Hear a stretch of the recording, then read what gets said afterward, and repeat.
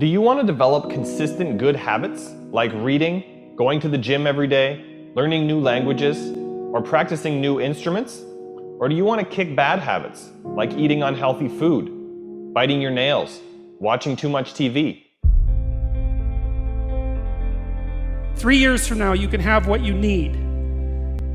You got to be careful about it. You can't have everything. You can have what would be good for you, but you have to figure out what it is, and then you have to aim at it.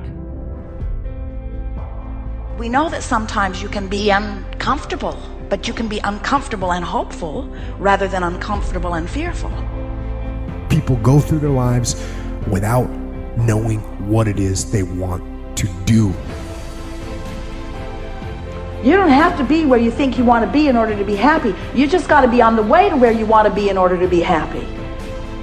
You're going to get what you're looking for. So if you're looking for success, you're looking for happiness, you're looking for prospects, you're looking for recruits or clients, I'm telling you, the more you're consciously looking for those things, you're going to see them. When you're looking to win, you're looking for victory. Sit on your bed one day and ask yourself, what remarkably stupid things am I doing on a regular basis to absolutely screw up my life? And if you actually ask that question, but you have to want to know the answer, right? Because that's actually what asking the question means. It doesn't mean just mouthing the words. It means you have to decide that you want to know. And so be very careful what you set your mind towards, what your outcomes are, because you're going to find them. Your mind's powerful. You're powerful. You're more powerful than you think you are. And if you could just get clear on what you're looking for, get super specific with great clarity, great specificity about what it is you want, it's sitting there for you to find if you look for it. The time is now. The time is now to express and for people to believe in themselves. The time is now for it to be okay to be great. Right there and then, you have an opportunity to steer your thoughts and your emotions in the direction that you want them to go, not in the direction that they're telling you to go. In other words, you can literally choose to seize the day, or you can let the day seize you. If you're fearful all the time, your point of attraction is very far from what you really want. If you're ornery all the time, or a lot of the time, your point of attraction is different from what you want. Your emotions are your indicator of what you're doing vibrationally. Have you been listening to us long enough to sort of understand what we mean by that? Don't worry about what needs to be done. Think about who you have to be in order to get it done. Did you ever have a dream that was so big that you thought it was almost impossible to achieve? I've had those dreams. And while not every dream has become a reality, along the way I learned a powerful approach of picturing that has helped me achieve most.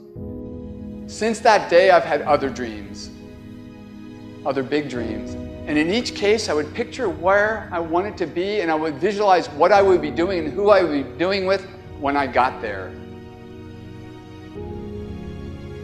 As the saying goes, you can't make a basket if you never take the shot.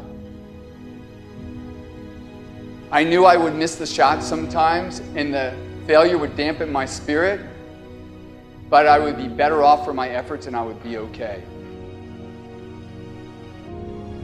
People are addicted to all kinds of things, substances, but one of the greatest addictions, or rather the greatest addiction,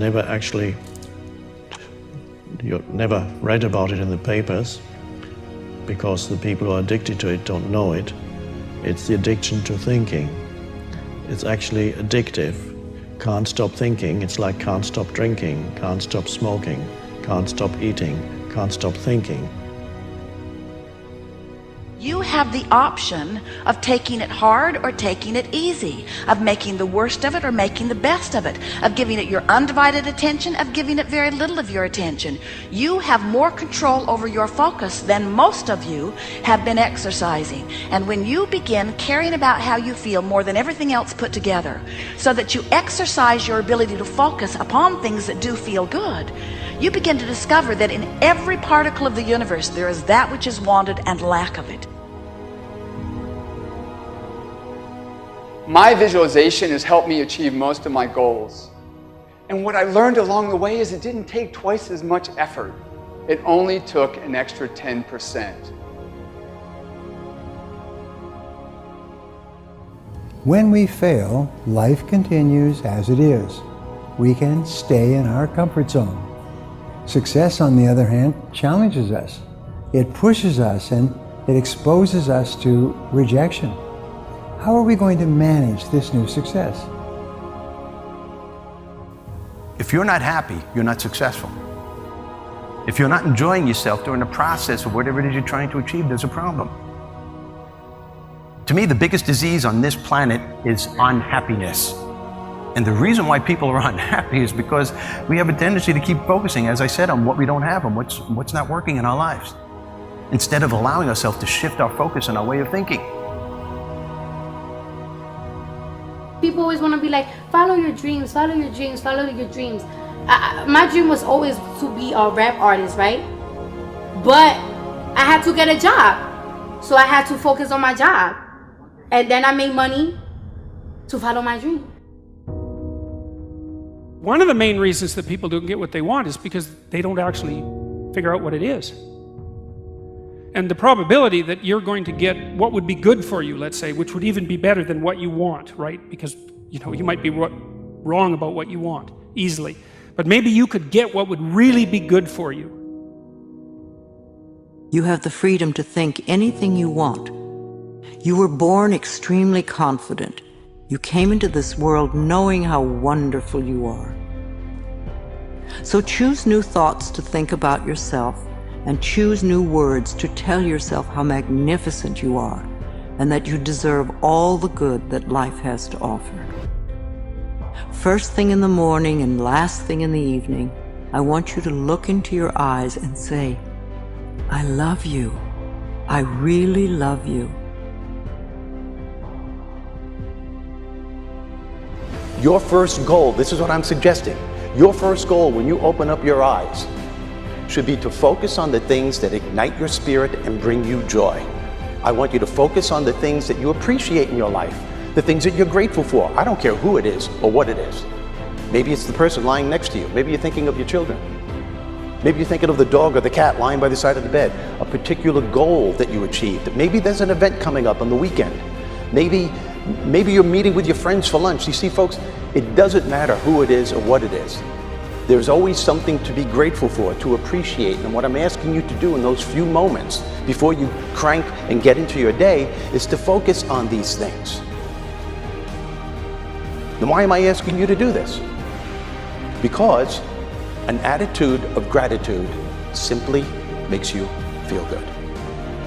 And feeling good is the fuel that drives motivation. We've all made wrong choices and done things that we knew were not the best. It's one thing when other people do us wrong. We had a bad break. It wasn't our fault. We can have faith that God will restore. He'll pay us back. But when we bring the trouble on ourselves, when we blow it, it's easy to live in regrets, thinking that God's not going to help us. We made the mess. But here's the beauty. God knew you would mess up before He called you. He knew we would get off course, at times give in to temptation. He didn't base His plan for your life on you making perfect decisions.